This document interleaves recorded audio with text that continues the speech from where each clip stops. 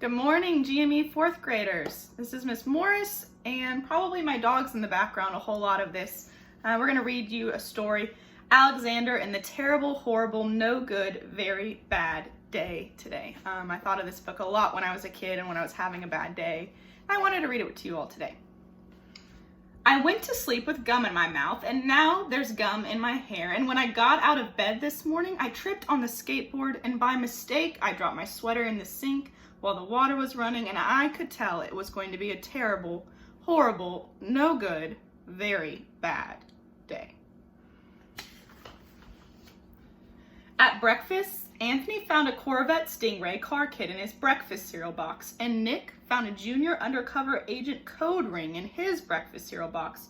But in my breakfast cereal box, all I found was breakfast cereal. I think I'll move to Australia.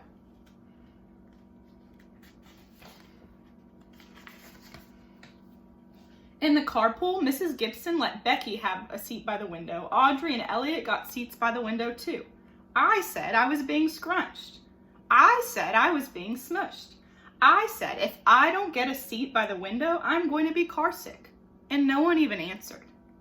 I could tell it was going to be a terrible, horrible, no good, very bad day.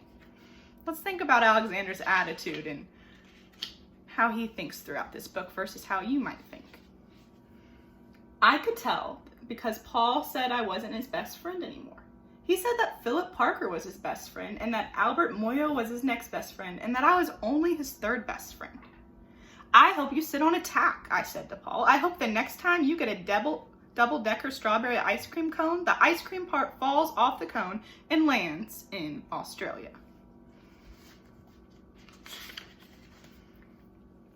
There were 2 cupcakes in Philip Parker's lunch bag, and Albert got a Hershey bar with almonds, and Paul's mother gave him a piece of jelly roll that had little coconut sprinkles on the top. Guess whose mother forgot to put in the dessert? It was a terrible, horrible, no good, very bad day. That's what it was, because after school, my mom took us all to the dentist, and Dr. Fields found a cavity just in me. Come back next week and I'll fix it, said Dr. Fields. Next week, I said, I'm going to Australia. While I was punching Nick for saying crybaby, my mom came back with the car and scolded me for being muddy and fighting. I'm having a terrible, horrible, no good, very bad day, I told everybody, but nobody even answered. So then we went to the shoe store to buy some sneakers. Anthony chose white ones with blue stripes. Nick chose red ones with white stripes. I chose blue ones with red stripes, but then the shoe man said we're all sold out. They made me buy plain old white ones, but they can't make me wear them.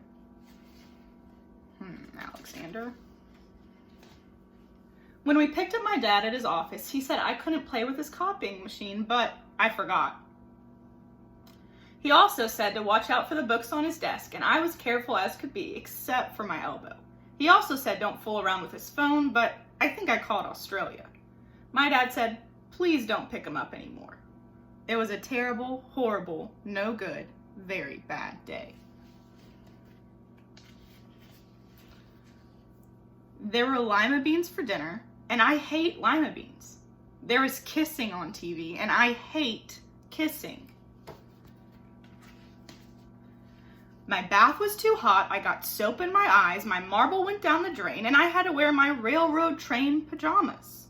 I hate my railroad train pajamas.